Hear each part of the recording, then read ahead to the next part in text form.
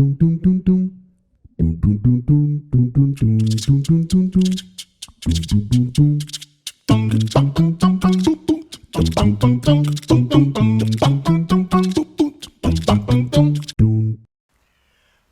à tous. On va peut-être meubler un petit peu le silence parce que voilà, ça va commencer dans un instant. Mais je voudrais juste vous remercier d'être connectés et remercier les présents d'être là pour vous indiquer que nous reprenons donc ce séminaire Perspectives transaméricaines. C'est la 4e année maintenant. Il est organisé par l'Institut des Amériques. Et tous les premiers mardis du mois, ou quelquefois le deuxième mardi du mois, nous nous réunissons normalement de 17 à 19 heures depuis le campus Condorcet. Et aujourd'hui, nous sommes à l'École normale supérieure sur le campus du boulevard Jourdan, à une heure un petit peu plus tardive, car nous aurons aujourd'hui une conférence inaugurale qui va vous être présentée. Et ensuite, différents sujets vont être traités jusqu'au mois de mai, par deux collègues, un collègue latino-américaniste, un collègue ou une collègue nord-américaniste, sur des thématiques variées, avec à chaque fois un modérateur. Tout à l'heure, nous sera annoncée la séance du mois de novembre, mais voilà, ce sont des sujets des sciences humaines et sociales, de différentes disciplines, sciences politiques, géographie, histoire, littérature, etc., archéologie éventuellement. Et aujourd'hui, nous allons commencer par la littérature. Donc, d'ici une minute ou deux, ça va commencer. Un petit peu de patience. Merci beaucoup.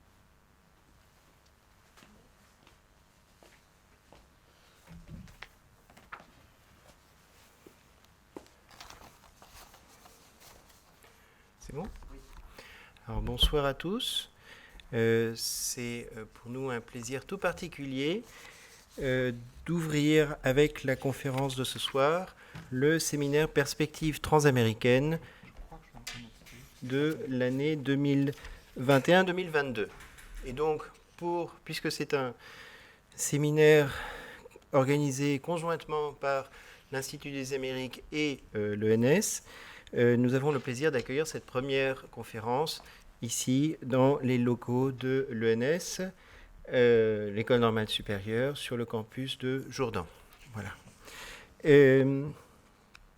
La suite des conférences et des tables rondes seront organisées sur le campus de Condorcet, où l'Institut des Amériques a ses nouveaux locaux. Et nous avons le plaisir ce soir d'accueillir Robin Lefebvre de l'Université libre de Bruxelles pour une conférence qui portera sur Borges et les États-Unis. Alors, Robin Lefebvre est un habitué des thématiques portant sur Borges. Il y a consacré de nombreux travaux, même si ses premiers travaux portaient sur Claude Simon. Il est actuellement professeur à Bruxelles de littératures hispaniques et sans plus tarder, je vais lui céder la parole pour que nous fassions avec lui le voyage d'Amérique du Sud en Amérique du Nord, sans oublier néanmoins de préciser qu'il appartient au groupe Americas, qui est donc le groupe propre à l'Université libre de Bruxelles, qui travaille de manière transversale sur les Amériques. Et je conclus juste en précisant également qu'à l'ENS, nous avons cette semaine des journées hispaniques organisées par les élèves hispanistes de l'école normale, et que donc nous espérons que là aussi, cette conférence sera un peu suivie, ici ou en ligne. Voilà. Merci beaucoup, Robin Lefebvre. Je vous cède la parole et je vous remercie. Voilà, merci pour... Bon, je crois que je peux enlever le masque maintenant. Alors, merci pour votre accueil, merci pour votre invitation, et puis merci de m'avoir donné l'occasion d'étudier un aspect de Borges, de l'œuvre de Borges, que je n'avais jamais étudié. Cette conférence relève d'un genre, le grand homme et X. Alors, un genre et une conférence dont le présupposé... Je regarde si j'ai mes lunettes. Voilà, ce sera mieux. Voilà.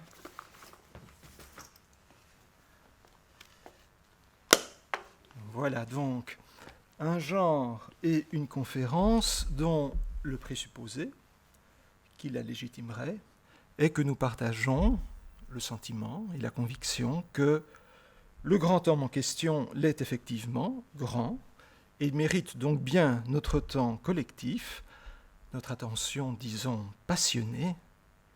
Autre chose, évidemment, est que le conférencier la mérite. Borges, donc, puisque c'est de lui qu'il s'agit aujourd'hui, est un grand homme de l'espèce écrivain. En tout cas, un très grand écrivain, dont l'œuvre est examinée sous tous les angles et à travers tous les prismes. Alors les prismes habituels, c'est tel courant littéraire, disons le post-symbolisme, ou culturel, disons la postmodernité, tel autre grand auteur, Valéry, Calvino, Kafka, Dante, il y en a toute une série, ou tel corpus littéraire, la littérature argentine, les narrateurs du boom, etc. Mais il y a aussi des prismes plus rares, qui sont requis par l'idiosyncrasie de Borges. La philosophie, Borges et la philosophie, avec des sous-catégories, Schopenhauer, Borges et Descartes, Leibniz, Borges et la science, les mathématiques, la physique théorique, etc. Borges et la religion, la Bible, la Kabbale, etc. Borges et la politique, le fascisme, la démocratie, l'anarchie, etc. Alors notre prisme d'aujourd'hui sera un prisme géographico-culturel, Borges et les États-Unis d'Amérique, Borges et les USA. Alors quand je dis Borges, je me réfère à l'écrivain et même à l'auteur, mais aussi à l'homme. Alors on m'a dit que j'aurais un public qui est extrêmement hétérogène, et donc pour illustrer ce qui est des évidences évidemment pour qui connaît l'œuvre, etc., j'ai néanmoins sélectionné quelques images. Donc la première serait celle-ci, où on voit, en général quand on connaît Borges, quand on dit Borges et qu'il y a une image qui nous vient à l'esprit, c'est plutôt le monsieur que l'on voit là à droite, c'est-à-dire le vieux sage. Mais ce vieux sage, bien sûr, a été jeune, et là donc à gauche, on a une image de Borges jeune, qui est l'image qui fut choisie pour illustrer le premier volume des œuvres complètes, la jaquette, du premier volume des œuvres complètes publié par MSC. Donc ces photos, la première photo est une photo dont on ne sait pas qui l'a prise et elle n'est pas datée, mais elle doit avoir une vingtaine d'années. La deuxième photo, comme vous voyez, est une photo de 1977 ou 1977.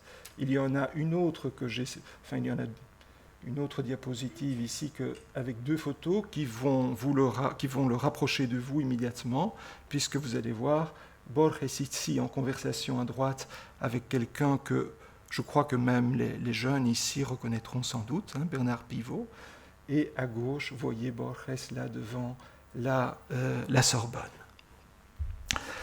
Alors quand Borges et les USA c'est le pays bien sûr, c'est aussi la littérature, c'est aussi la langue. Alors c'est-à-dire que ça va être Borges et l'anglais, l'homme Borges aux USA, les USA dans l'œuvre de Borges. Alors il convient sans doute de préciser que si pour nous, Européens, les USA c'est l'Ouest, voire le Far West, pour un Sud-Américain c'est différent évidemment, les USA c'est le Nord, un Nord qui pour Borges tend à se décentrer vers l'Est, à savoir l'Angleterre, la Grande-Bretagne, et le Grand Nord, à savoir l'Islande. Alors cette géographie physique correspond à une géographie mentale qui inclut la mise en relation imaginaire de ce nord, non seulement avec le sud, mais avec l'ouest nord-américain des westerns, et l'est, non pas tant pour un Argentin ce qu'on appelle à Buenos Aires les orientales, qui sont les Uruguayens, mais le Proche et l'Extrême-Orient. Alors cette rose des vents, pour ne pas dire boussole borgésienne, est en réalité plus complexe puisque ces oppositions se répètent aux échelles plus petites d'un pays, voire d'une ville, puisque l'opposition nord-sud se retrouve au sein même des USA. C'est l'imaginaire de la guerre de sécession qui affleure dans certains textes de Borges, ou opposition nord-sud que l'on retrouve au sein même de la ville de Buenos Aires, puisque c'est par rapport au centre que dans un poème, Borges dit « agitado de prisas y ajetreos », les quartiers périphériques du nord et du sud qui ouvrent sur la Pampa, mais qui sont néanmoins différents, puisqu'il y a parmi les textes de Borges, il y a un texte fameux qui est El Sur, dans lequel on peut lire, je vous lis en espagnol et puis je traduirai, Nadie ignora que el sur empieza del otro lado de Rivadavia. Dalman solía repetir que ello no es una convención y que quien atraviesa esa calle, Rivadavia, c'est le nom d'une rue, entra en un mundo más antiguo y más firme. Donc personne n'ignore que le sud commence de l'autre côté de la rue Rivadavia. Dalman, qui est le protagoniste du cuento, aimait répéter que ce n'est pas une convention et que qui traverse cette rue entre dans un monde plus antique et plus sûr, plus solide, on pourrait dire. Ceci dit, ces oppositions nord-sud rejoignent l'expérience de tout un chacun. Moi, je viens d'un pays, la Belgique, où il y a clairement une opposition nord-sud, et même au sein de la ville de Bruxelles, il y a aussi une opposition nord-sud, et là, ce n'est pas une rue qui délimite les deux espaces, mais c'est un canal. Alors, après ce préambule géographique, entrons dans le vif du sujet en commençant par souligner un fait. En dépit de son cosmopolitisme, qui était un cosmopolitisme non seulement mental, mais physique, puisque pour des raisons familiales, adolescent, Borges a voyagé avec sa famille vers l'Europe. Il est allé à Londres, en France, en Suisse, où il a fait une bonne partie de ses études secondaires, et puis en Espagne. Donc, en dépit de son cosmopolitisme, l'homme Borges n'est arrivé que fort tard aux États-Unis, en 1961. Donc il avait 62 ans. Il était quasi aveugle. Ça veut dire que pendant les 60 premières années de sa vie, Borges n'a eu des États-Unis qu'une connaissance indirecte. Avant tout, à travers les représentations culturelles, littéraire et cinématographique. Et ensuite, ce dont il eut l'expérience, comme on le verra, c'est principalement et presque exclusivement l'expérience du milieu académique nord-américain et en particulier du milieu des hispanistes. Alors ce fait que je souhaitais souligner peut sembler d'autant plus étrange que Borges était un parfait bilingue. Il avait été éduqué simultanément en anglais et en espagnol. Je rappelle ici que sa grand-mère paternelle était anglaise et qu'elle vivait avec la famille. Le père était anglophile et les enfants, donc Borges et sa sœur, ont été éduqués en bonne partie par une gouvernante anglaise. Je vous ai sélectionné, je vais pas, pour gagner du temps, je ne vais pas passer ça ici maintenant, mais je vous ai sélectionné quelques conférences de Borges en français, mais aussi en anglais, et vous pourrez vous rendre compte qu'il était effectivement parfaitement bilingue. Et même davantage, vous verrez qu'il a un français qui est excellent aussi. Enfin, vous entendrez plutôt. Borges était aussi, non seulement il était parfait bilingue, ou davantage, mais il était aussi lecteur précoce de la littérature anglaise. notamment de Chesterton, Kipling, Stevenson. C'est une littérature qui était amplement représentée dans la bibliothèque familiale du père, qui était anglophile. Et il y a un texte autobiographique qui est connu de Borges, dans lequel il dit que la poésie vint à lui à travers l'anglais, et en particulier à travers des auteurs qui étaient les auteurs favoris de son père, à savoir Shelley, Keats, Fitzgerald et Swinburne.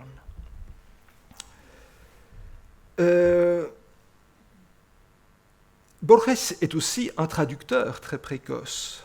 Il a traduit Oscar Wilde alors qu'il avait 10 ou 11 ans, El Príncipe Feliz, qui fut publié dans un journal de Buenos Aires.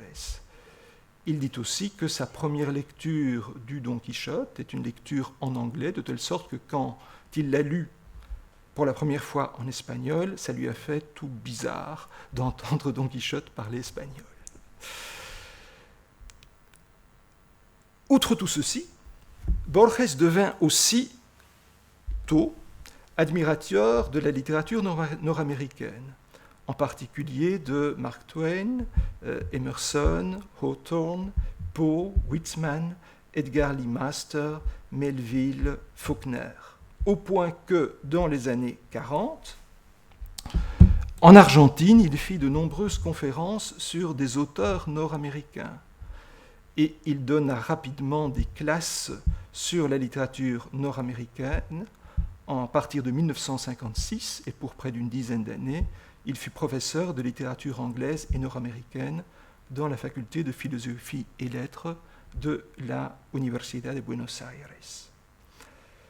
Selon ce qu'il dit, légende ou pas, dans un essai autobiographique, dans sa lettre de postulant pour ce poste de professeur, il aurait écrit que c'était presque inconsciemment qu'en fait, il s'était préparé pour ce poste durant toute sa vie. Alors, en fonction de tout ce que je vous ai dit, comment donc Borges ne s'est jamais rendu aux États-Unis avant 1961 ? Parce que Borges ne voyagea pas en dehors de l'Argentine durant tout ce temps. Il a voyagé principalement en Argentine et pour des raisons professionnelles de conférences. Il a fait 1 ou 2 séjours en Uruguay, mais pas davantage. Et ici, il faut se souvenir d'un fait, c'est que Borges fut relativement pauvre la plus grande partie de sa vie adulte. Il n'avait tout simplement pas les moyens de voyager entre ses 25 et ses 62 ans. On parle aussi évidemment d'une autre époque, où les billets d'avion étaient proportionnellement beaucoup plus chers. Et voilà. Alors ceci dit, et c'est déterminant, il n'est pas sûr que si Borges avait eu l'argent pour voyager, il l'aurait fait, puisqu'il était tout entier consacré à ses activités littéraires multiples. Il était à ce moment-là dans une phase d'extrême concentration. Et il est encore moins sûr qu'il aurait voyagé vers les États-Unis, parce que le tropisme de Borges n'était pas du tout un tropisme nord-américain, mais un tropisme britannique et européen. Et cela pour des raisons familiales, j'y ai fait allusion précédemment, mais aussi pour des raisons sociales. Le milieu dans lequel il évoluait, qui était globalement, il y avait différents milieux, mais enfin c'était globalement, à partir d'une certaine année, des années 30, le milieu de la revue Sur, et donc dirigé par Victoria Ocampo. C'était un milieu qui était essentiellement francophile. Donc il y avait une sorte de double tropisme britannique et français, et probablement que s'il y avait eu les moyens, l'envie, le temps de voyager, ce serait vers l'Angleterre ou vers la France qu'il l'aurait fait, et non pas vers les États-Unis. D'autant plus qu'il y avait probablement aussi des réserves culturelles, voire un préjugé anti-yankee, c'est lui qui utilise ce mot. Il faut se souvenir ici, je ne sais pas si vous avez lu ce livre, C'est un livre qui a eu une importance historique pendant au moins une vingtaine d'années. Le livre du l'uruguayen Rodó, Ariel, était un livre qui était extrêmement critique par rapport à la culture nord-américaine et qui insistait sur la nécessité pour la jeune élite d'Amérique du Sud de se tourner vers l'Europe, l'Europe berceau de la culture, etc., et non pas vers l'affreux utilitarisme nord-américain. Voilà. Et par ailleurs, il y avait aussi un contexte argentin qui était celui du criollisme, avec une posture de Borges qui était une posture clairement criollista pour diverses raisons, notamment sa condition de retornado, mais il y avait bien davantage. Alors à cet égard, je vous ai sélectionné deux passages qui me semblent significatifs d'un certain préjugé anti-yankee. Le premier, c'est celui-ci. Voilà, donc c'est un texte intitulé Buenos Aires, qui est de 1921.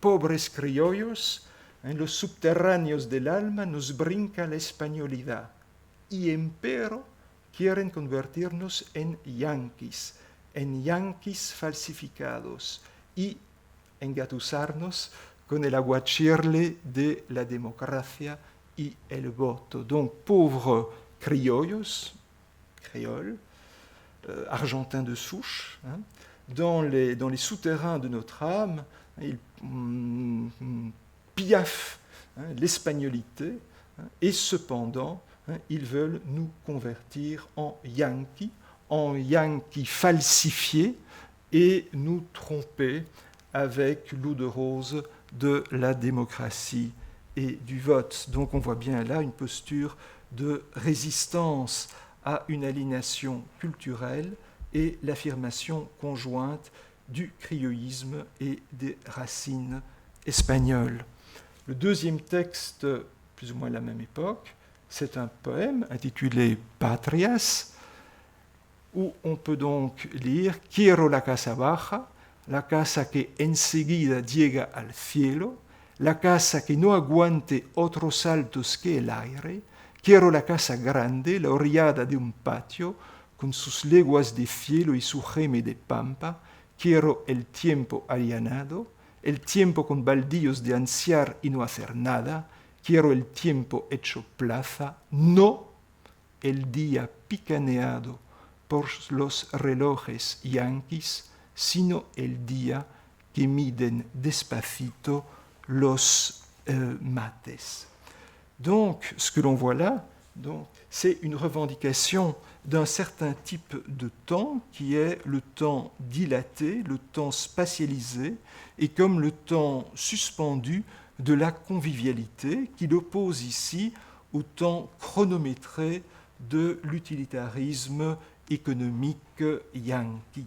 Évidemment, quand on arrive à la fin du poème, on est amené à relire autrement cette revendication de la casa baja face aux maisons qui s'élèvent dans l'espace. On ne peut qu'y lire une revendication de la casa baja et de son patio par rapport aux torres qui parfois s'appellent de façon présomptueuse, babélique, rascacielos, non ?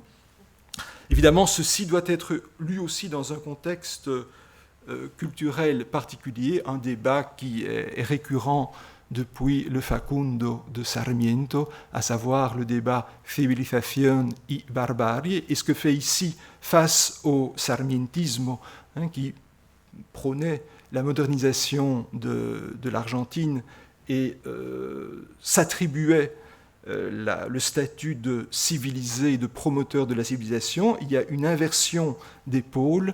Ici, c'est ce Buenos Aires de las casas bajas y de los patios et du temps comme suspendu qui représente la civilisation face au temps barbare de la modernité.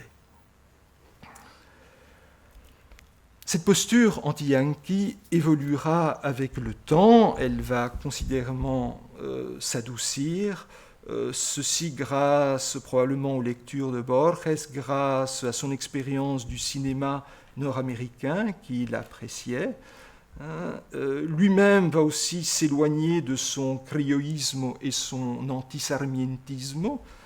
Et puis il faut dire aussi, on y arrivera, qu'il fut à un certain moment de sa vie, mais tard, très bien reçu aux États-Unis, et cela influera aussi, bien entendu, mais seulement jusqu'à un certain point, puisque l'on verra qu'à la fin de sa vie, en 1985, il accepta de répondre à une enquête qui s'adressait à un certain nombre d'intellectuels européens, et la question était « Por qué me siento europeo ?»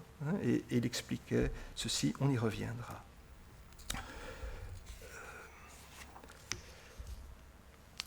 Alors, en réalité, expérience physique à part, même d'un point de vue proprement littéraire, Borges a beaucoup moins bien connu, pendant longtemps en tout cas, la littérature nord-américaine que la littérature anglaise.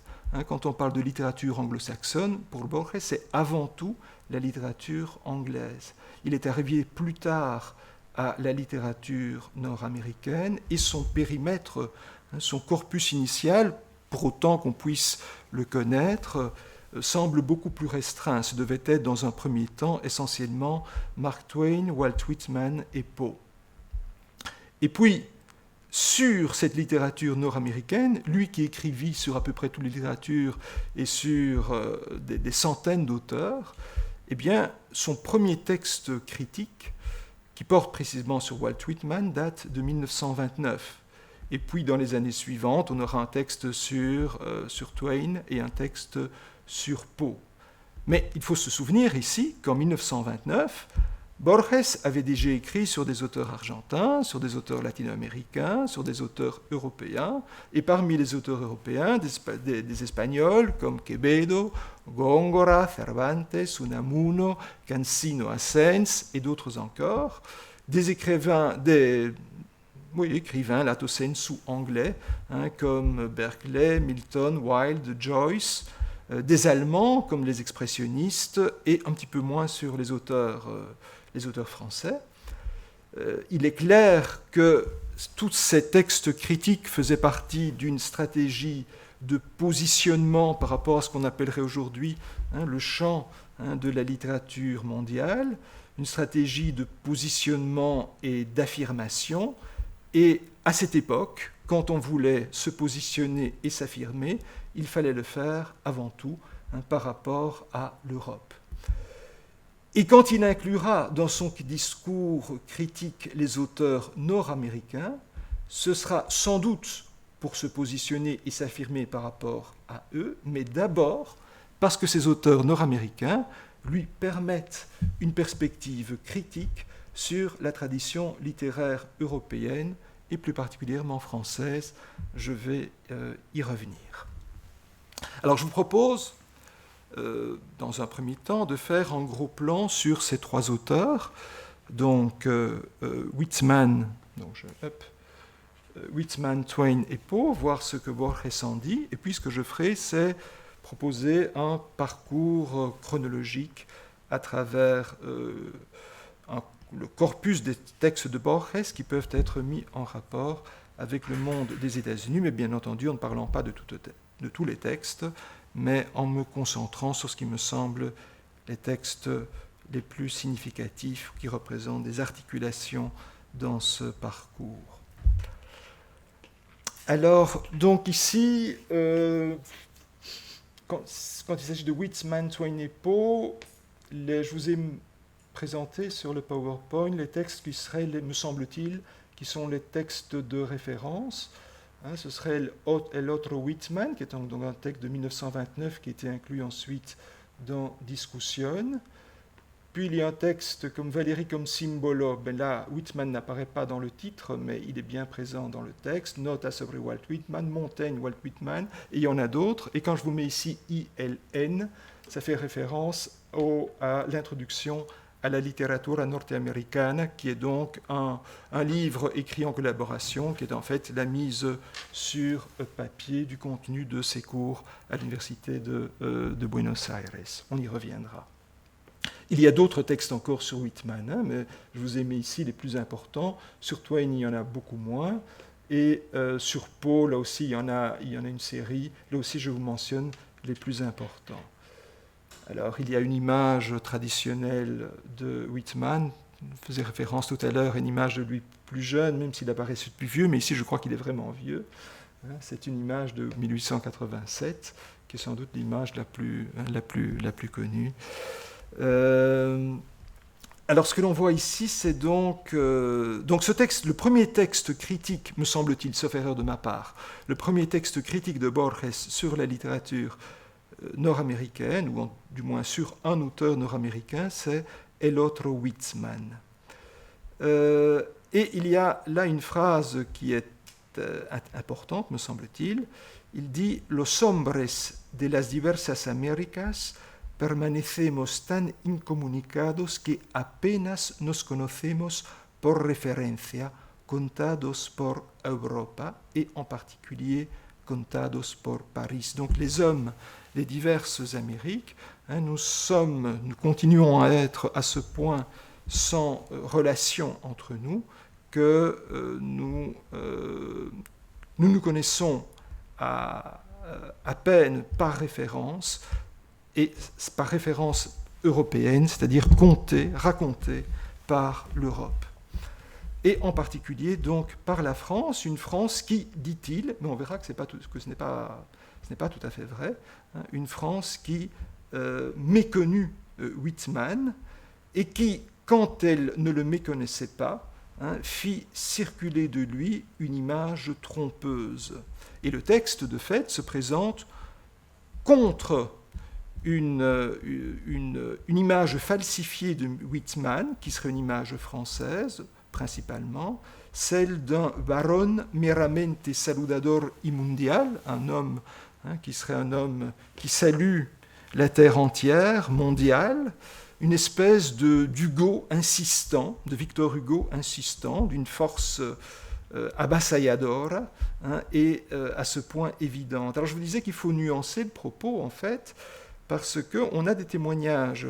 Par exemple, je me suis souvenu qu'en lisant un texte de Paul Morand, Venise, on y trouve un témoignage sur l'influence de Walt Whitman en France au début du XXe siècle. Mais il est vrai que l'image qu'il en donne correspond assez à cette image que critique Borges, hein, d'un homme, d'un baron meramente saludador y mundial, un insistente Hugo con una fuerza avasalladora. Hein, puisque ce que dit Paul Morand, donc dans ce livre Venise, c'est « Pendant des années, Walt Whitman, athlétique, luxuriant, élémentaire, avait été mon surhomme. Je le croyais inconnu en France, à tort, et de signaler son empreinte sur Cocteau, Sandrard, Supervielle, Valéry, Larbaud, rien de moins. Et donc, avec ce texte, El Otro Whitman, on se trouve là dans une logique de revendication et d'un certain Whitman en émancipation par rapport à l'imagerie qui censément diffusait la France. Et donc cet autre Whitman qui le revendique, c'est un poète il nous dit, d'un laconisme trémulo y sufficiente, hombre de destino comunicado, no proclamado. Donc pas du tout un Whitman qui serait rhétorique, mais au contraire, il existe aussi à côté de ce Whitman un Whitman laconique et qui est l'homme de la communication intime. Et Borges donne un certain nombre d'exemples, et ce sont, sauf erreur de ma part, les premiers exemples de traduction en espagnol d'auteurs nord-américains de la part de Borges. Et on voit ici qu'est en train de s'amender l'image qu'il avait de l'Amérique, puisque à propos de Whitman, il nous dit que c'est un homme des infinitos inventos, hein, donc de trouvailles infinies, mais il pense là à la poésie, un homme qui est simplifié comme dans l'imaginaire collectif, comme un simple géant, mais néanmoins, en tant que géant, puisqu'il est, c'est indubitable, eh bien, il serait un symbole abrégé de sa patrie. Et qu'est-ce qu'il dit à ce moment-là, Borges, de cette patrie? Porque entre dos mares hay una nación de hombres tan fuerte que nadie suele recordar que es de hombres. Parce qu'entre deux mers, il y a une nation d'hommes si forte que personne ne se souvient habituellement que ce sont des hommes. Alors un autre texte intéressant, donc, c'est le texte Valérie comme symbolo, qui est un texte de 45. Mais avant ça, en 41, Borges avait lu une traduction en espagnol de Whitman, qui était la traduction d'un poète espagnol, d'un bon poète espagnol, qui est León Felipe, qui avait traduit Song of Myself. Mais Borges en fit une traduction qui était démoledora, probablement parce qu'il avait à ce point intégré Whitman qu'il lui était très difficile d'accepter, qu'il fût traduit en français, qu'il fût traduit en espagnol par un autre auteur que lui-même. Et de fait, lui-même allait traduire ce livre de Whitman en espagnol une vingtaine d'années plus tard. Et donc on a le texte ici, Valérie comme symbolo, où Borges commence, avant de parler de Valérie, il commence par faire un contraste entre les figures de Valérie et celles de Whitman. Et il dit, entre autres choses, Valérie es símbolo de Europa y de su delicado crepúsculo. Whitman de la mañana en América. Bon, rien d'original jusqu'ici, ça correspond à l'imaginaire habituel de ce que sont respectivement l'Europe et l'Amérique. El orbe entero de la literatura parece no admitir dos aplicaciones más antagónicas de la palabra poeta. Un hecho, sin embargo, los une. La obra de los dos es menos preciosa como poesía que como signo de un poeta ejemplar creado por esa obra. Donc, Valérie est le symbole de l'Europe et de son délicat crépuscule, Whitman du matin de l'Amérique. La terre entière, ou le domaine entier de la littérature ne semble pas admettre deux applications plus opposées du mot poète. Un fait néanmoins les unit, l'œuvre des deux est moins précieuse comme poésie, en elle-même donc, que comme signe d'un poète exemplaire créé par cette œuvre. Et donc on voit qu'ici, Borges est très attentif à l'image du poète qui est créée par l'œuvre. On trouve un complément de cet intérêt dans une note postérieure qui est Nota sobre Whitman, un texte de 1947, qui est un texte qui fait la distinction entre deux Whitman. Il y a d'un côté l'homme et d'un autre côté la figure littéraire ou l'alter ego qui est rêvé et construit par Whitman. C'est une idée sur laquelle on revient dans un texte de 1957 intitulé Montaigne Walt Whitman, où il pose la question « Quién entre los autobiógrafos ?»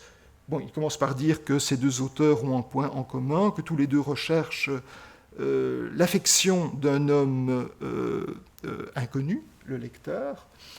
Et puis, il arrive donc à cette phrase « Quién entre los autobiógrafos es un rostro y quién una máscara ?» El caso más complejo es el de Walt Whitman.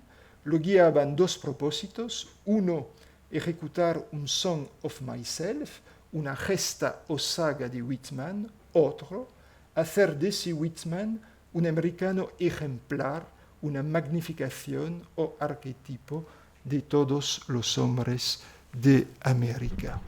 Donc, qui, entre les autobiographes, en l'occurrence Montaigne et Whitman, est un visage et un masque, qui offre un visage et qui offre un masque. Le cas le plus complexe est celui de Whitman, puisqu'il était guidé par deux propos. Un, exécuter un chant de moi-même, une geste ou une saga de Whitman, et l'autre, faire de ce Whitman un Américain exemplaire, une magnification ou un archétype de tous les hommes d'Amérique. Ça peut sembler deux propositions ou postulations en partie contradictoires, mais la contradiction tend à s'annuler dès que l'on accepte de considérer le personnage singulier de Walt Whitman comme la figure dans laquelle sont invités à se projeter tous les Américains. Alors, on voit ici que Whitman représente un jalon et un autre point de référence dans la méditation de Borges sur la figure de l'auteur et sur la façon dont il convient pour un auteur de construire en marge de son œuvre, mais au sein de son œuvre, une image de lui-même qui est susceptible de frapper l'imagination des hommes et grâce à laquelle il peut persister dans cette imagination collective. Et il faut se souvenir ici d'un texte parmi d'autres, mais enfin ce serait un des premiers textes clés à cet égard, un texte de 1937 intitulé Immortalidad de Unamuno, où méditant justement sur la littérature de Unamuno et la figure de Unamuno, il dit notamment Yo sospecho que el problema de la inmortalidad es de naturaleza dramática. Persiste el hombre general, nuestra imagen del hombre general, o desaparece.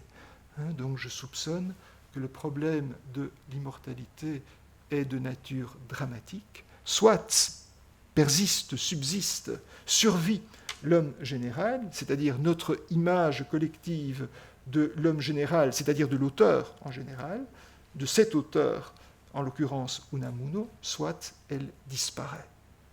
Et il en arrive à dire que le problème d'Unamuno, bien sûr, ces textes, il écrit un certain nombre de textes immortels, mais le problème d'Unamuno, ce serait que son image est encore plus immortelle que ces textes, c'est-à-dire que son image est à ce point convaincante, à ce point évitante, qu'elle fait obstacle à la connaissance de l'œuvre.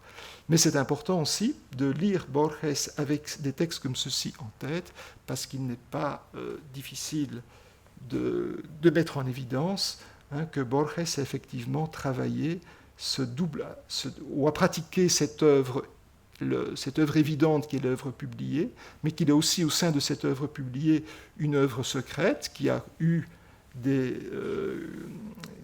qu'il a par ailleurs travaillé de façon extratextuelle à travers ses conférences, ses entrevues, etc., à savoir forger une image de Borges susceptible de, justement, de dramatiquement s'imposer à l'imagination collective.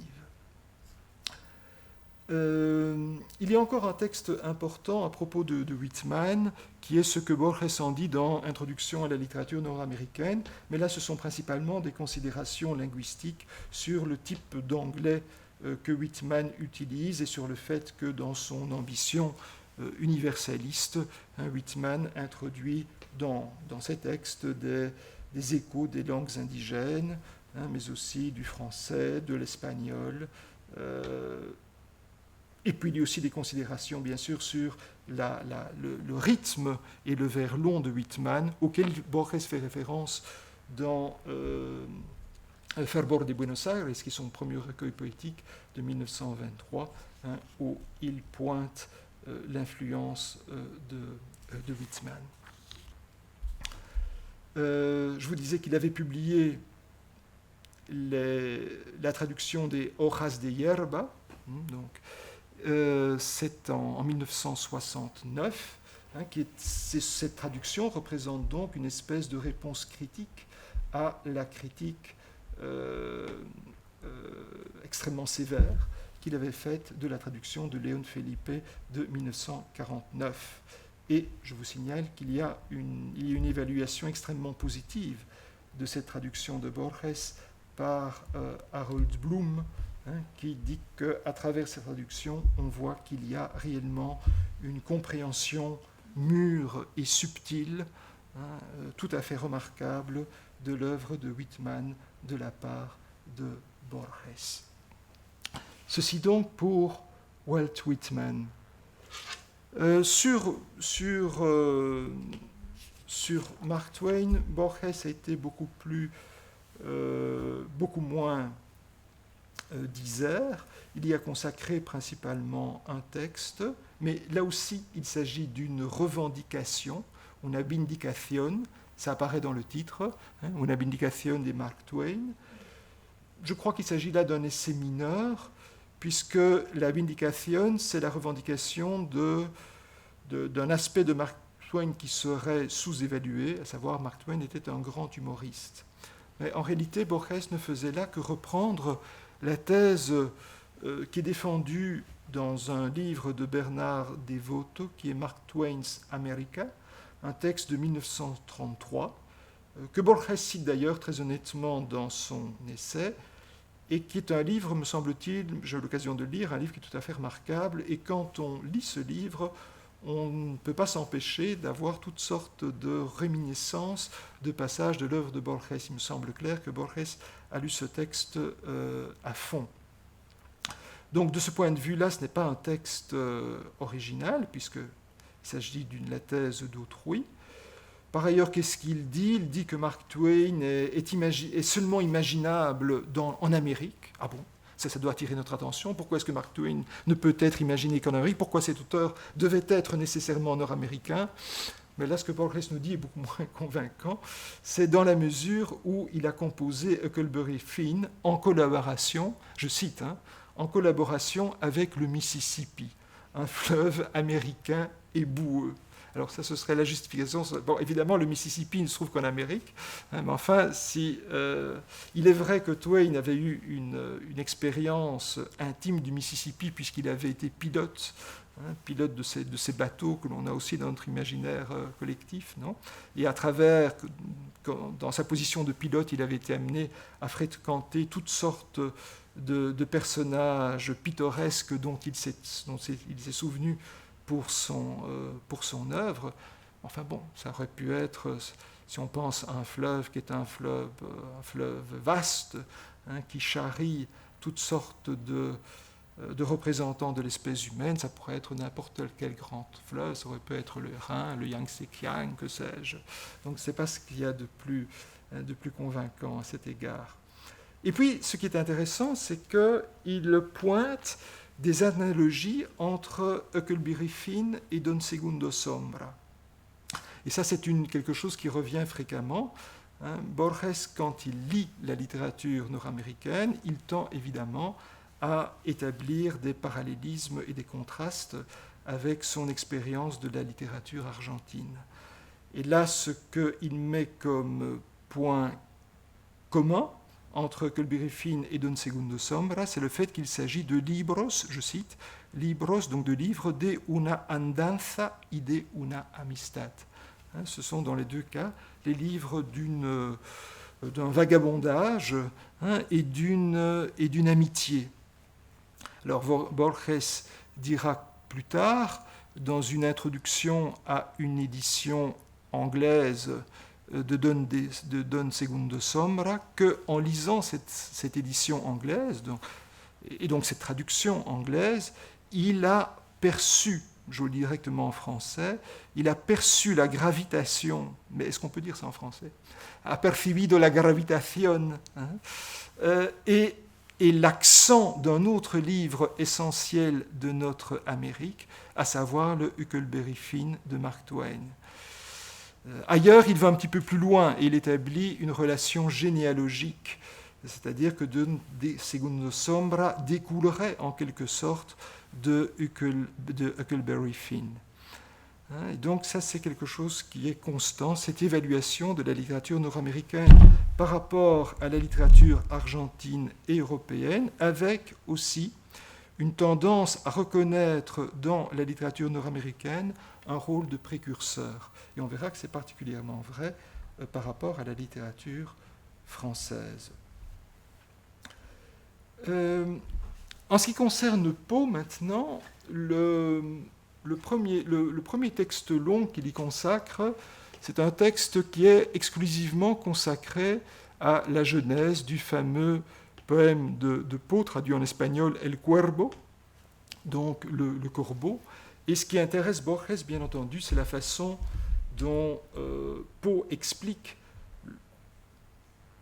ou censément explique, le processus de composition, c'est un thème qui est très discuté évidemment, le processus de composition du corbeau, el proceso mental, aducido por él. Et Borges estime que globalement, cette façon de concevoir une poésie qui est totalement délibérée correspond au vrai processus de création. Et bien entendu, Borges établit là un parallélisme avec Valéry et il tend à voir dans la poétique de Poe un modèle, ou en tout cas un précurseur de la poétique de l'hyperconscience de Paul Valéry. Donc Borges adhère à cette idée, mais il souhaite néanmoins attirer l'attention sur le fait que même si tout peut être délibéré, ce n'est jamais que dans une certaine mesure, parce qu'il y a toujours une part d'invention et de préférence personnelle. Et alors il donne quelques exemples à partir du texte Le Corbeau. Alors l'évaluation la plus complète que l'on trouve de l'œuvre d'Edgar Poe, on la trouve dans un article que Borges publia dans La Nation en 1949, où il souligne un certain nombre d'éléments, à savoir que derrière Poe, des traces des Poe, il y a une névrose. Mais évidemment, Borges n'est pas très amateur de psychologie et il se méfie extrêmement de tout ce qui ressemble à la psychanalyse et donc il ne précise pas. Il se limite à dire que la névrose de Poe, qu'il ne caractérise pas, donc, lui aurait servi à rénover, lui aurait été utile pour rénover le conte fantastique et pour multiplier les formes littéraires de l'horreur. Alors, ce qui l'intéresse aussi dans Poe, c'est que Poe nous offre l'exemple, et on en arrive de nouveau ici à la question de l'image que projette de lui-même l'écrivain dans son œuvre. Poe sacrifia la vie à l'œuvre, il sacrifia son destin mortel à son destin posthume. Et là encore, on aurait une préfiguration. Ce n'est pas moi qui le dis, je rentre là dans la vision de Borges de la littérature française. On aurait la préfiguration de Flaubert, qui a construit sa propre image, il suffit de lire sa correspondance, comme effectivement l'homme qui a fait passer la littérature avant la vie, si on met bien sûr de côté son voyage en Orient. Mais enfin, ça c'était dans sa jeunesse. Et Borges aura un texte sur ces sujets qui est Flaubert como destino ejemplar, un texte qui est postérieur à ceci. Enfin, postérieur, je ne sais plus, il faudrait que je vois la chronologie, je ne l'ai plus en tête. Il signale aussi que Poe crée un mundo imaginario para eludir el mundo real. El mundo que soñó perdurará. El otro es casi un sueño. Donc, Poe créa un monde imaginaire qui lui permit d'éluder le monde réel. Et le monde qui perdurera, ce n'est pas le monde réel, mais c'est le monde qui était rêvé par Poe. Il est clair que quand Borges fait ce commentaire, il s'identifie pleinement à Poe, et il y a un poème tardif sur Poe qui revient sur cette idée. Il y a un autre point commun ici, encore un point commun entre Poe et Borges, du moins entre le Poe tel que Borges l'imagine et le destin de Borges. Borges est amené à dire que ce qui est immortel en Poe, ce sont ses contes. Alors que Poe se voyait volontiers comme poète, c'est aussi le destin de Borges. Quand on parle de Borges, on pense avant tout, généralement, mais c'est sans doute une erreur, on pense avant tout à ses contes, a sus cuentos, a sus ficciones, mais Borges se voyait avant tout comme poète, et il est sûr qu'il a commencé sa carrière littéraire comme poète, et il a fini sa carrière littéraire comme poète, et il a pratiqué la poésie toute sa vie, ne fût-ce qu'en retravaillant ses textes et en les rééditant. Et on revient encore une fois ici à la figure de l'auteur qui est travaillée dans son œuvre. Ce qui l'intéresse aussi, c'est la figure de Poe comme poète, une figure qui était léguée à l'imagination des hommes. Et alors il revient ici, il établit un point commun entre Poe et ce qui serait son équivalent fictif dans l'œuvre de Valéry, à savoir Monsieur Teste. Monsieur Teste que Borges voit aussi comme une espèce de dérivation d'un autre personnage de Poe, qui est celui du chevalier Dupin, à savoir le parfait détective. Et ça, c'est le dernier aspect que Borges met en évidence dans l'œuvre de Poe, à savoir que Poe, selon la thèse de Borges, mais c'était un sujet discuté, et c'était l'objet d'une polémique avec Roger Caillois, qui pourtant avait été le médiateur ou le passeur de Borges dans la culture et dans la littérature française. Selon Borges, le fondateur du genre policier, c'est Poe, tandis que Caillois tendait à y voir une origine française, notamment en s'appuyant sur la figure d'Émile Gaboriau, qui effectivement, d'un point de vue chronologique, est postérieur au texte, puisqu'on est là en 1866, elle est postérieure au texte de Poe, The Murders in the Rue Morgue, donc l'assassinat ou les assassinats de la rue Morgue de 1841. Évidemment, tout dépend aussi de ce qu'on entend ici, de la définition du policier. On sait qu'en fonction de la définition que l'on adopte, eh bien, le corpus est amené à changer, bien entendu. Et donc on se trouve ici avec ces trois auteurs, ce sont trois essais, enfin ou plutôt un ensemble d'essais sur trois fondateurs, trois écrivains de la littérature nord-américaine qui sont des fondateurs, chacun à sa manière, Whitman, Twain, Poe, et on y voit aussi trois vindicaciones, dans lesquelles donc Borges revendique une autre représentation de ces auteurs, ce qui est évidemment une façon de se les approprier, et donc indirectement de revendiquer une compétence interprétative supérieure.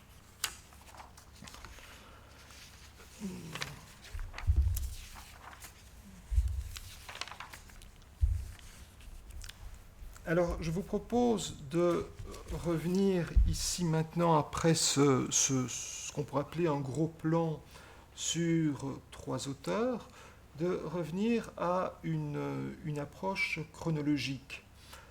On va voir qu'à partir de ce qu'on pourrait appeler le turning point de 1929, les références aux auteurs nord-américains seront progressivement plus fréquentes.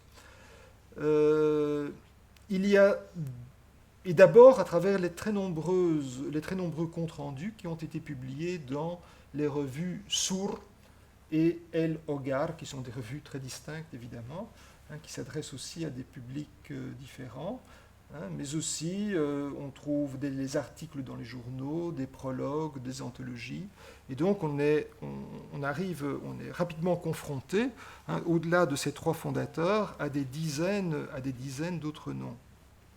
Il convient aussi peut-être de rappeler que s'il est vrai que Victoria Ocampo était la mécène et la directrice de la revue Sur, les éditeurs responsables étaient Eduardo Maillea et Waldo Frank. Waldo Frank qui était un New-Yorkais panaméricaniste et qui écrivait régulièrement sur les relations entre l'Amérique USA et les autres pays du continent américain, réfléchissant notamment aussi sur le triangle Amérique anglo-saxonne, Amérique ibérique et Europe.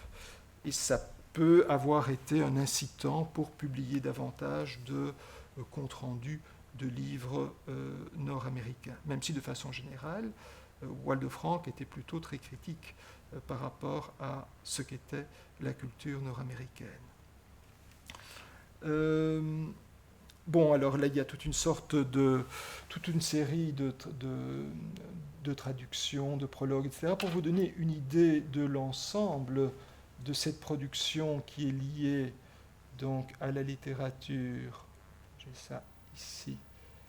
Et donc, ici, vous avez une... Bon, j'ai essayé de faire une liste la plus complète possible. Il y a sans doute certaines choses qui m'ont échappé. Des textes de Borges qui sont en relation avec les États-Unis. Bon, je ne vais évidemment pas tout lire, mais je vais vous donner une vue d'ensemble. Vous voyez ici ce que ça fait. Donc, nous, on se situe... pour le moment, on se situe là, dans cette tranche-là. Mais ça continue, comme vous voyez. Ce qui est assez extraordinaire, c'est qu'on pourrait établir exactement des listes équivalentes à propos de Borges et la France, Borges et l'Italie, Borges et l'Angleterre. Bon, la liste sera encore plus complète dans ce cas-là. Donc aujourd'hui, il semblerait qu'il y ait énormément sur les États-Unis, mais en fait, c'est parce qu'on se centre sur cet aspect-là. Mais il y aura bien davantage, par exemple, sur l'Angleterre.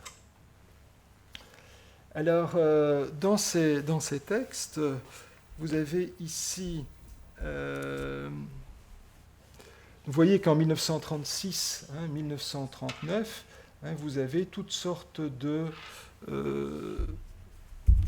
textes qui sont de comptes rendus, enfin ce que Borges appelle des reseñas et aussi des biographias sintéticas, qui sont publiés dans El Hogar, et qui sont donc consacrés à tous ces auteurs que je vous mentionne là. Je ne vais pas lire tous les noms.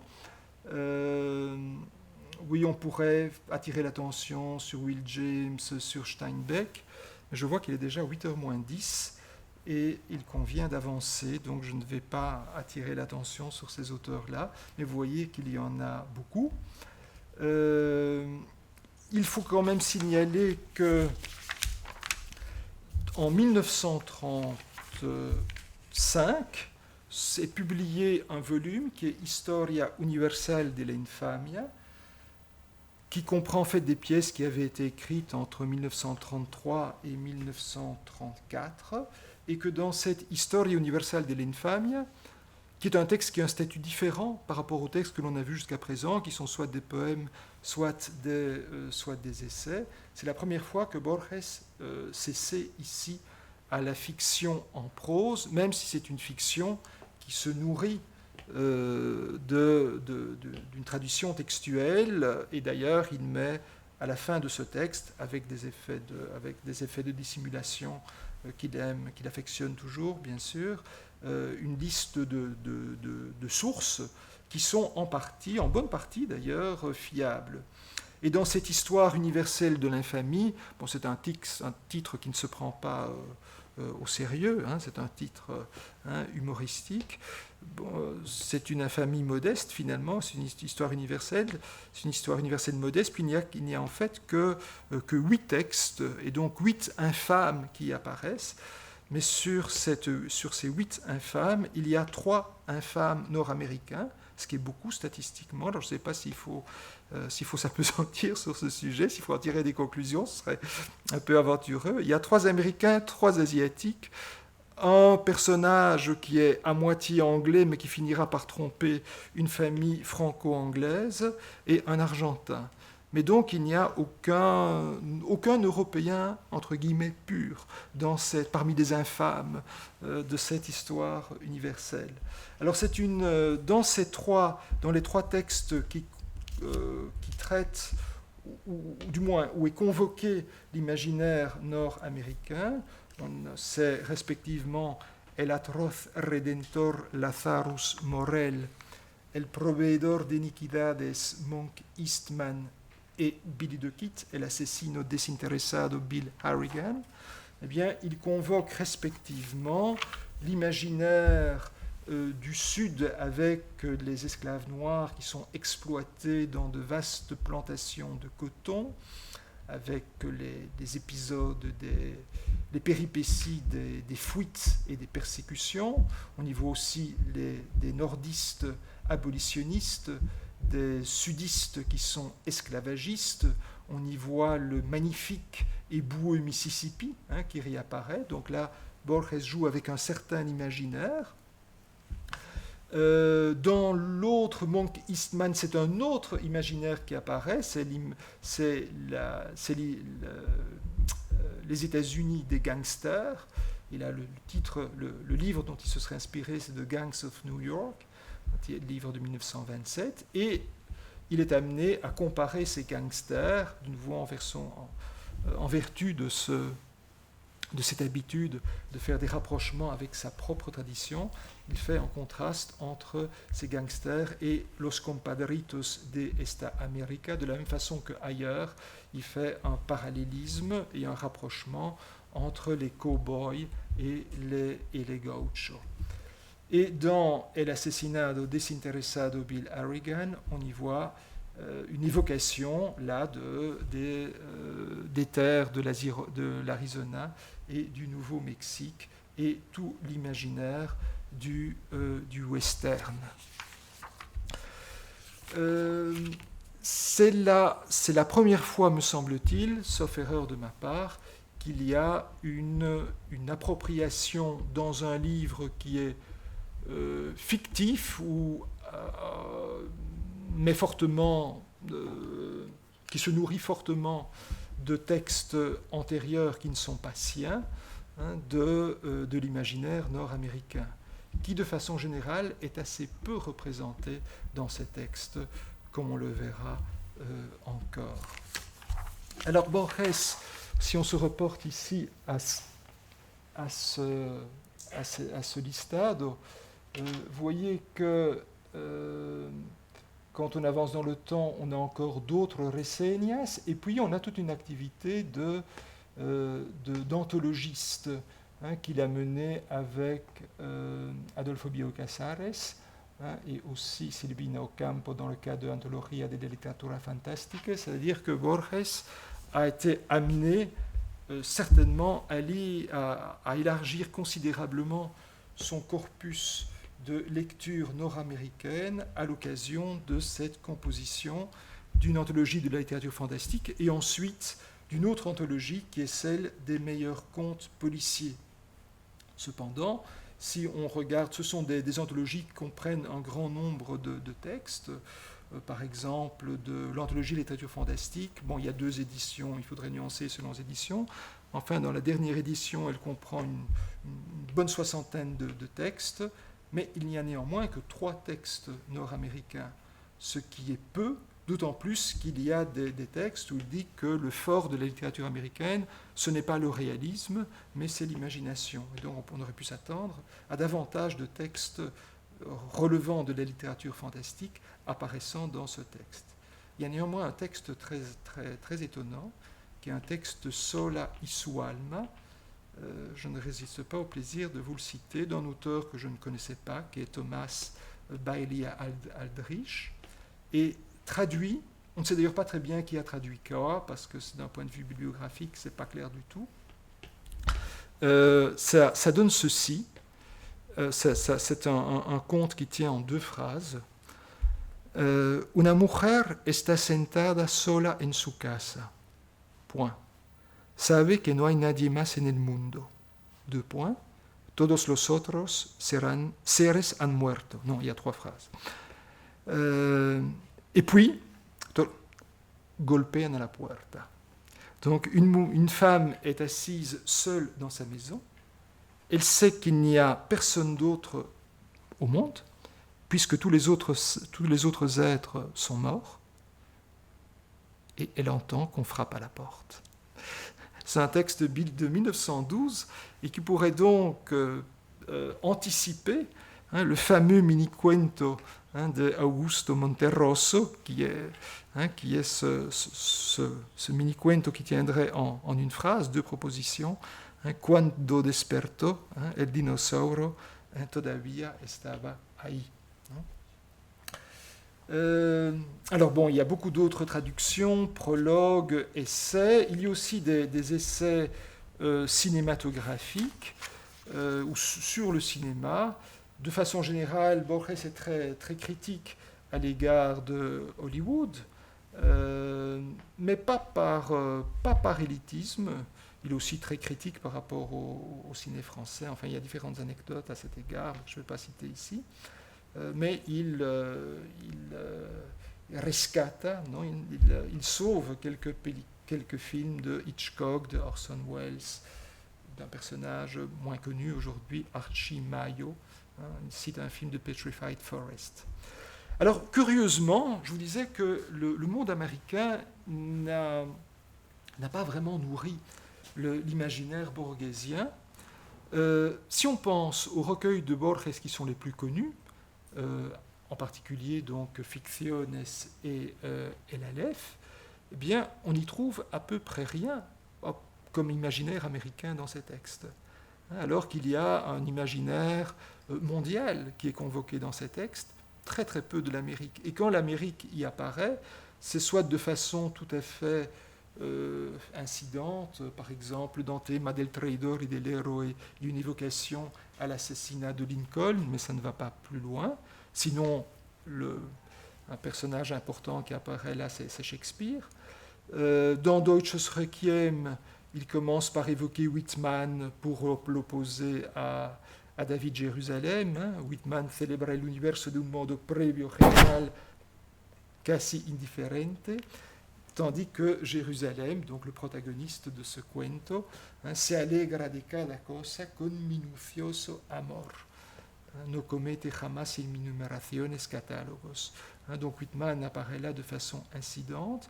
Il y a juste dans Tlön Ugbar Orbis Tertius, où on nous dit que l'invention, qu'il y avait une société, une confrérie qui voulait inventer un pays imaginaire à partir de zéro, et c'est là qu'apparaît la figure d'un, bien entendu, millionnaire américain qui estime que c'est un projet beaucoup trop modeste et qui va donner les moyens pour qu'au lieu d'inventer un pays, on invente une planète.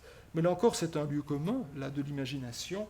C'est l'idée que, bien sûr, c'est le pays, l'Amérique est déjà, on est dans les années 40, c'est le pays de la grande richesse et donc des projets démesurés ou qui sont à la mesure de cette richesse démesurée. Mais donc vraiment pas grand-chose. C'est très pauvre comme apparition. Alors il y a un autre texte d'essai qui est intéressant, un texte de 1949, un texte qui est consacré à Nathaniel Hawthorne. Et ce qui l'intéresse en particulier, c'est, vous l'aurez peut-être deviné si vous avez une certaine familiarité avec cet auteur, c'est le texte Wakefield, qui est un texte, Wakefield est un personnage aussi fameux que Bartleby, et dont Borges dit qu'il préfigure, ce texte préfigure Franz Kafka, mais Kafka modifie et raffine cette lecture de Wakefield. Il dit que la dette est mutuelle et qu'un grand auteur crée ses précurseurs. Évidemment, ça fait écho, ou plutôt ça préfigure un texte bien connu par la critique de Borges qui est Kafka y sus precursores, mais curieusement, dans le texte Kafka y sus precursores, Borges ne parle pas de Hawthorne. Il y a aussi quelque chose qui est troublant à propos de Hawthorne. Il mentionne une lettre que celui-ci écrit en 1837 à Longfellow, dans lequel, dans la traduction borgesienne, Hawthorne dit « Me he recluido sin el menor propósito de hacerlo, sin la menor sospecha de que eso iba a ocurrirme.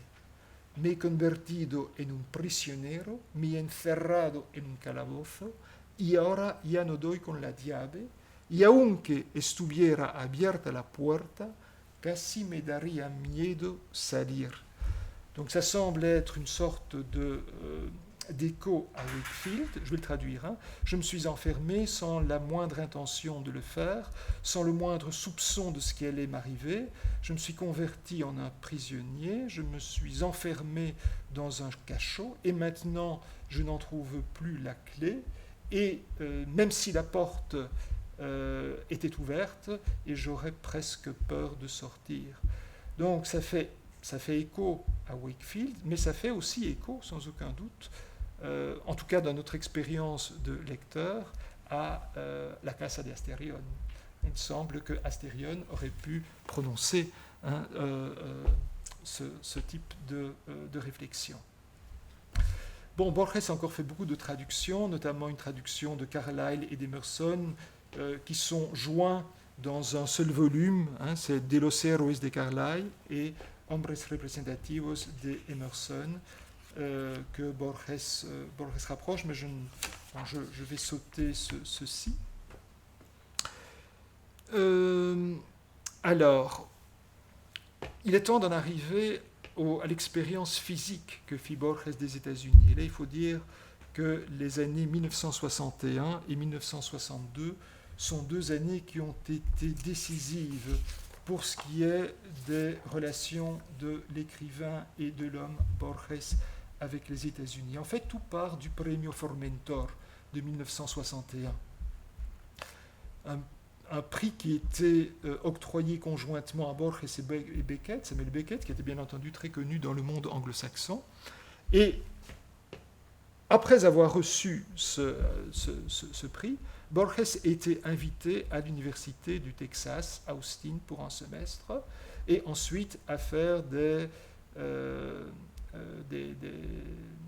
conférences au Nouveau-Mexique, en Californie, à New York, au Connecticut, au Massachusetts, à Harvard, à Yale, Columbia. C'est la fin de la pauvreté pour Borges. Là, il va gagner des sommes dont il n'avait jamais rêvé. C'est en 1961, donc c'est son premier voyage aux États-Unis. Alors je vous ai cité un certain nombre d'endroits, mais ce qu'il fait principalement, c'est voyager d'une université à l'autre pour donner des conférences. Et puis je vous rappelle que Borges, à ce moment-là, est à peu près aveugle. Et il nous dit, à propos de cette expérience, de cette première expérience de l'Amérique, mais c'est quelque chose qu'il nous dit rétrospectivement, quand il, dans son... Ah oui, je vous avais mis ici, j'ai oublié de vous les montrer, quelques illustrations justement de Poe. Ici, on voit, là évidemment, là, Borges travaille clairement son image. C'est un exemple de ce travail extratextuel de son image. Borges assis sur une des 2 tombes de Edgar Allan Poe.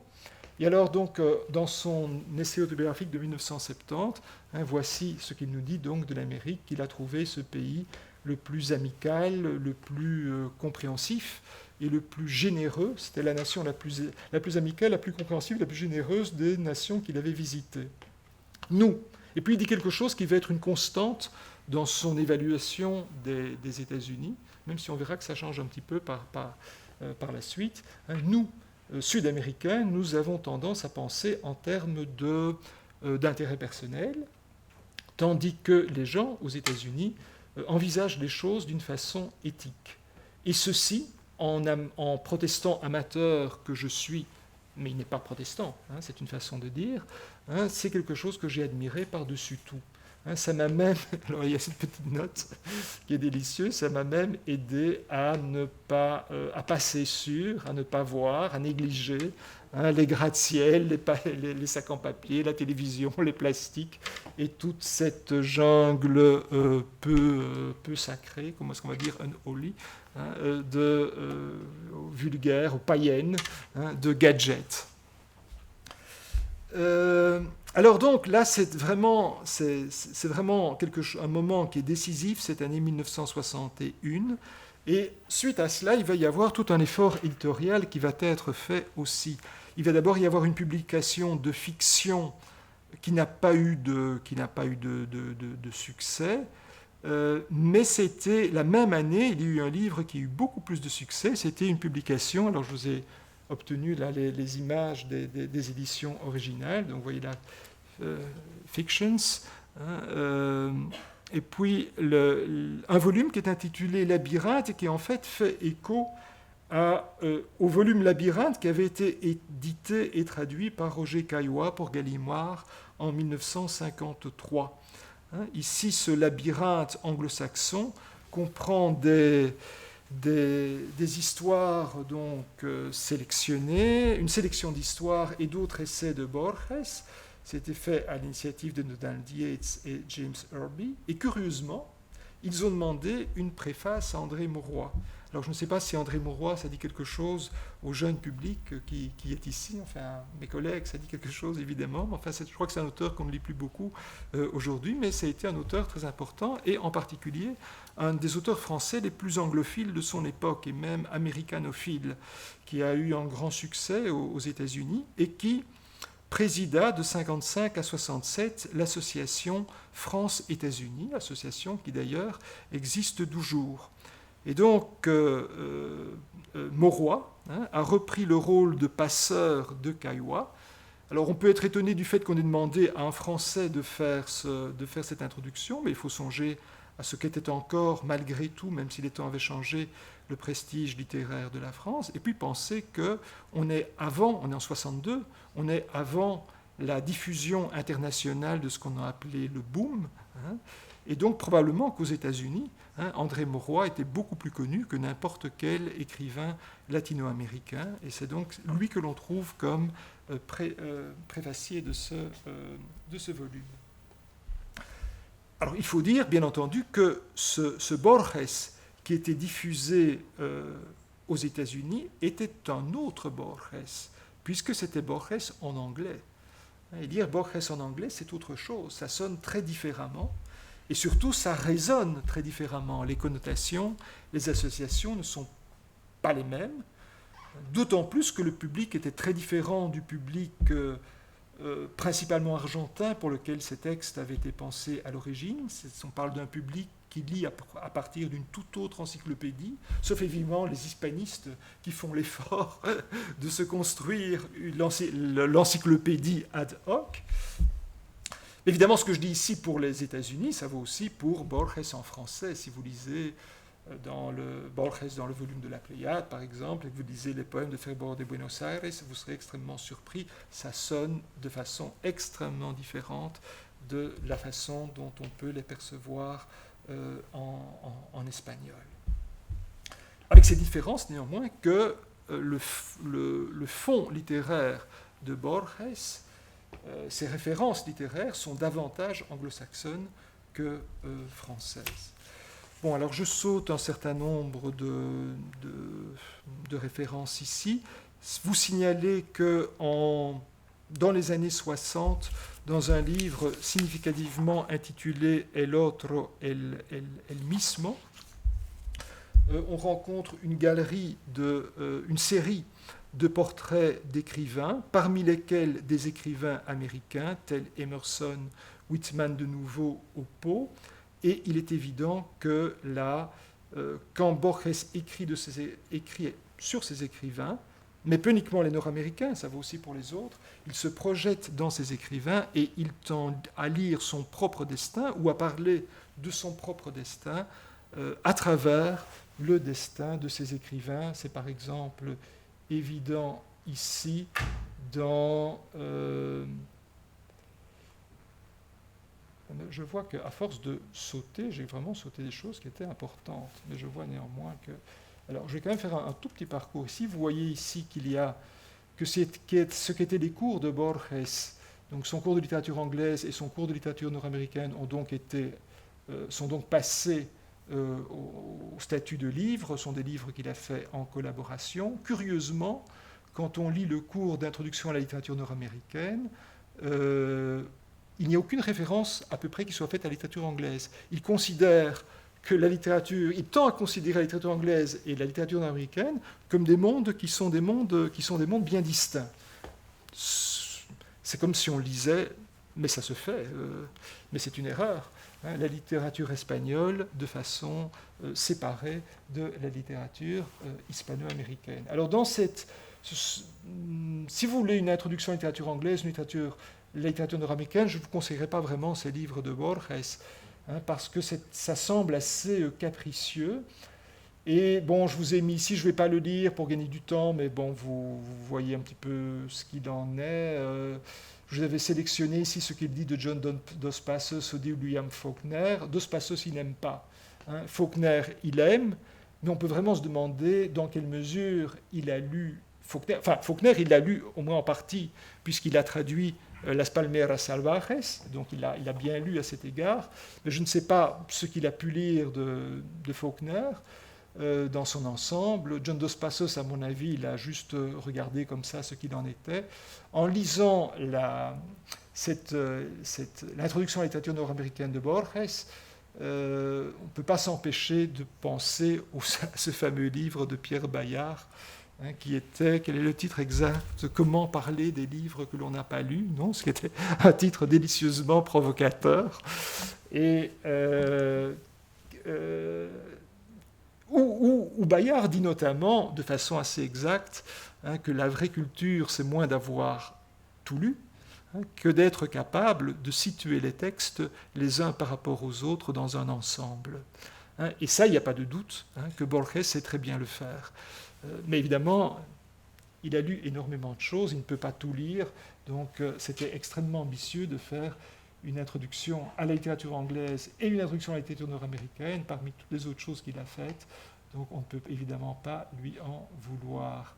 Alors ici, vous avez un texte qui est une édition qui est très importante, qui est une édition de The Aleph and Other Stories, 33-69, qui est une édition dans laquelle apparaît aussi une première, un texte important qui est la soi-disant autobiographie de Borges, qui n'est pas vraiment une autobiographie, mais je ne vais pas rentrer dans ces détails.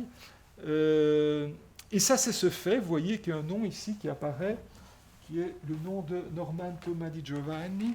Il faut savoir que Borges avait rencontré Di Giovanni très exactement en 1900... mais c'est peut-être un petit peu plus tard. Oui, il le rencontre en 1967, lorsqu'il avait été invité à occuper la chaire de poésie de Harvard, donc à Cambridge, dans le Massachusetts, pour laquelle il avait d'ailleurs été payé $24,000, ce qui était évidemment énorme à l'époque. Et c'est là, en 1967, qu'il avait rencontré un jeune italo-américain, Norman Thomas Di Giovanni, qui sut séduire Borges et qui devint son collaborateur le plus proche, en même temps que son traducteur privilégié, plus généralement son très entreprenant agent pour le monde anglophone, puisqu'ils avaient mis au point un système où ils se partageaient plus ou moins les royalties. Et c'est aussi, et non seulement il a joué ce rôle de traducteur et d'agent, mais c'est aussi lui qui poussa Borges à composer un nouveau livre de poèmes qui fut Elogio de la Sombra, et à composer un nouveau recueil de short stories, El Informe de Brodier. Alors vous avez donc les voyages aux États-Unis se succèdent. Borges y va notamment pour recueillir toute une série de doctorats honoris causa. En 1972 ou 72, il y a un volume important qui est publié, c'est le volume Three Quarterly 25, Prose pour Borges, qui comprend un certain nombre de textes et aussi un certain nombre de critiques intéressantes, notamment des critiques qui portent sur le rapport de Borges à certains écrivains nord-américains. Il y a aussi un compte-rendu critique de son histoire de la littérature nord-américaine. Et puis, à travers tous ces textes, lors de ses voyages, il est amené à écrire un certain nombre de poèmes qu'on pourrait dire des poèmes de circonstance, mais ce n'est pas du tout péjoratif. Ce sont des poèmes qu'il écrit au détour d'un séjour à Cambridge, par exemple.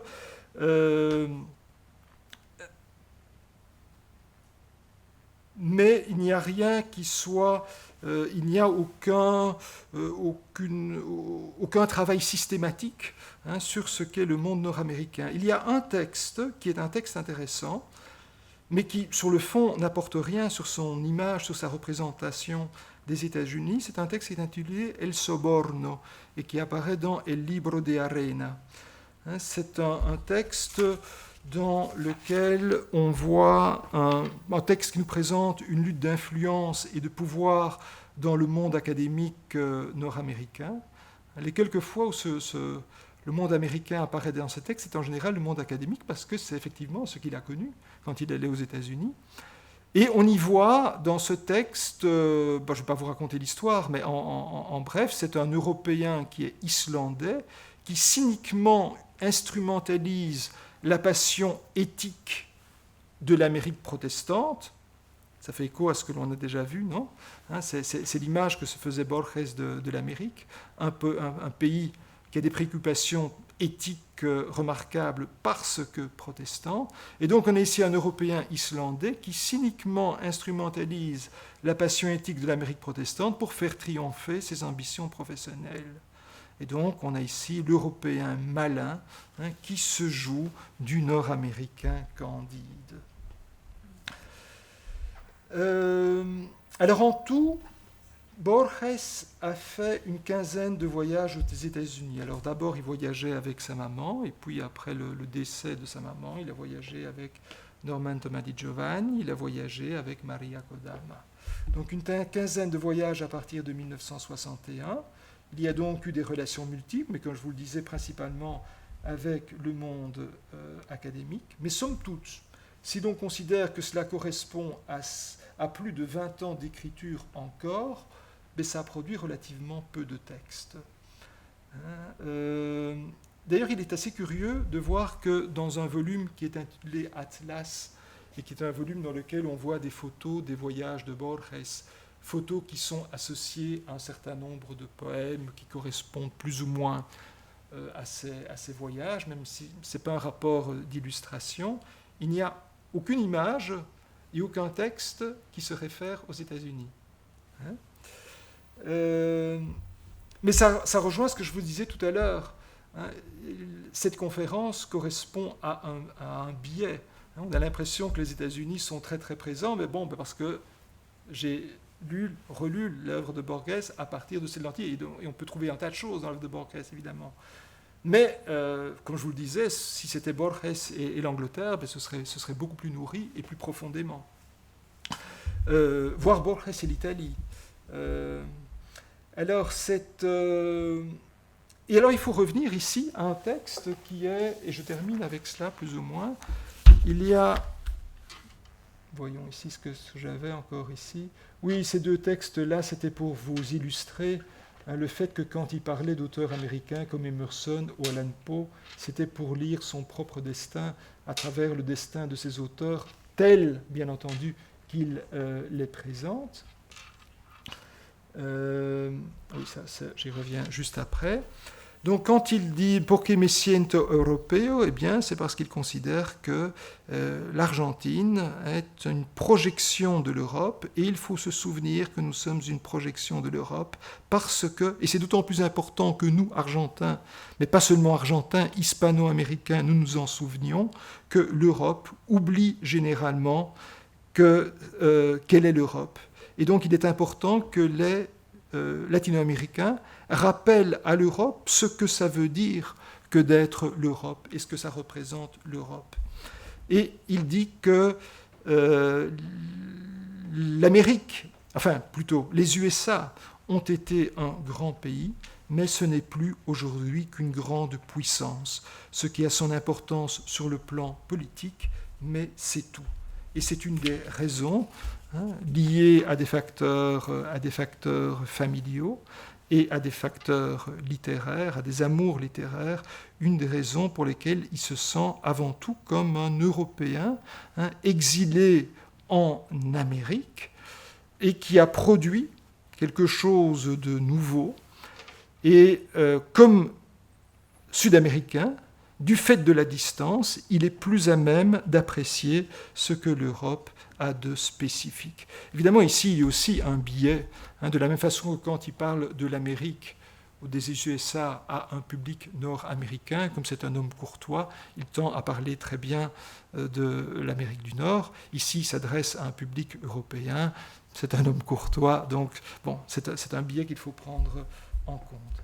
Alors, il n'empêche, et je termine par là, que si l'homme Borges est bien enterré en Europe, et si son œuvre est universellement admirée, la plupart de ces manuscrits se trouvent aux USA.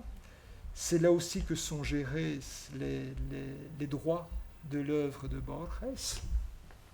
Et c'est là aussi, donc les manuscrits, là je vous mentionne, il y a principalement la collection de l'Université de Virginie, la collection de l'Université de Michigan, la collection de l'Université de Texas à Austin. C'est principalement là que se trouvent les manuscrits de Borges, même s'il y a bien entendu le manuscrit de l'Aleph qui se trouve à la Biblioteca Nacional. Et un centre important d'études borgésiennes qui centralise l'information bibliographique, une page web et une base de données très efficace, qui promeut le travail sur les manuscrits et qui édite une revue de référence qui est Variaciones Borges. C'est précisément le Borges Center de l'Université de Pittsburgh, qui en fait reprend un centre Borges qui avait été créé par deux Argentins installés au Danemark. Et c'est un centre qui, initialement, avait donc été fondé à l'université d'Aarhus. Mais quand ces deux Argentins,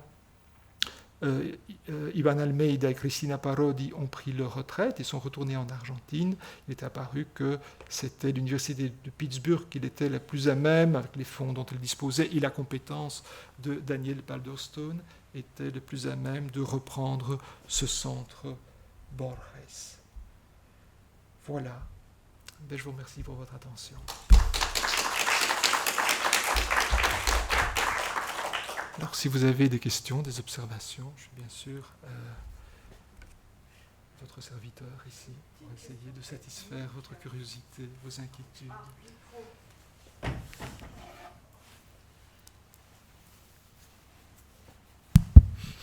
Merci Louis. J'ai une petite question technique. Je me demandais, ces archives, elles ont été données ou elles étaient vendues? Parce que vous nous avez expliqué quand même qu'il y avait une question des droits d'auteur, une certaine forme de matérialisme, tout en refusant le matérialisme américain. Tout dépend de ce que vous parlez, de ce à quoi vous pensez quand vous dites archives. Alors, les manuscrits, ça s'est vendu. Ça s'est vendu dans une logique nord-américaine classique. Oui, non, ça s'est vendu. Ouais. Alors, en ce qui concerne les archives du Borges Center, là, je crois que c'est gracieux. Mais bon. C'est un sujet à creuser. En général, ces questions économiques, c'est assez secret. Oui, mais dans les dans le cas des manuscrits, il y a sûrement eu, ça je ne connais pas de mémoire, mais des ventes aux enchères, ce genre de choses-là. Dans le cas du manuscrit de l'Aleph, je crois que c'est un manuscrit qui était donné à la Bibliothèque nationale, mais je ne suis pas sûr. Peut-être qu'il a été vendu. Je crois qu'il appartenait à Estela Kant, si je me souviens bien. Mais bon, ces données de pure réédition factuelle comme ça, il faut que je vérifie, je ne suis pas sûr. Je voudrais juste faire une petite apostille avec tous mes remerciements pour cette magnifique conférence. Le conte L'autre, qui se passe donc à Cambridge, Massachusetts, est-ce que vous pouvez en dire un mot? Oui, mais là pour moi ça rentre dans le cadre des textes où l'Amérique apparaît de façon purement contingente. Il se fait que il se trouvait en Amérique, dans cet endroit-là, c'était donc près du... c'était quoi je crois que c'était à l'université de Harvard qu'il était, je me souviens bien à ce moment-là. Donc, il situe ce conte dans ce contexte géographique-là, mais ça ne va pas au-delà, c'est purement factuel. Disons que ce qui est là, le rapport de Borges à l'autre Borges aurait pu se produire n'importe où. Il me semble que le fait que se soit déroulé cette rencontre fantastique ait eu lieu aux États-Unis est purement contingent. En revanche, pour le texte El Soborno, là, ce n'est pas le cas.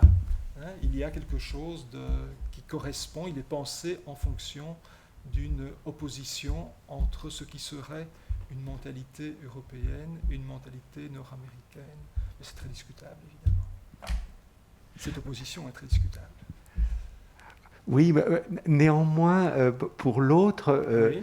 il y a donc deux Borges, un jeune, un vieux, qui sont assis Oui. face au fleuve, et l'un voit le Rhône de sa Oui. jeunesse, et l'autre Oui. voit le fleuve, Oui. dont j'ai oublié le nom, qui passe là. Et donc il y a quand même un switch géographique intéressant. Oui, voilà. ça tout à fait. Mais je ne pense pas que le fait qu'il y ait une opposition entre ces deux fleuves qui correspondent à une opposition significative du point de vue de l'imaginaire.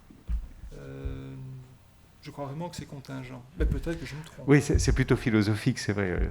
Oui, le conte est philosophique. Voilà. Oui. Bon. C'est Merci. comme dans le Cuento el etnografo, hein, qui est un conte qui se déroule dans le cadre de l'université de Yale, mais ça aurait pu être une autre université.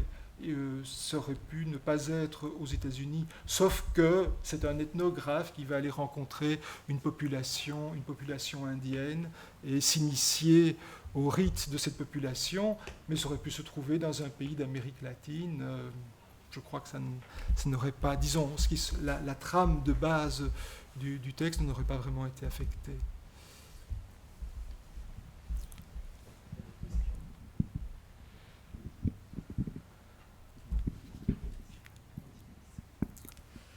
Il y aurait la possibilité de faire une conférence comme celle-ci sur donc, Borges et l'Angleterre, Borges et l'Italie, etc.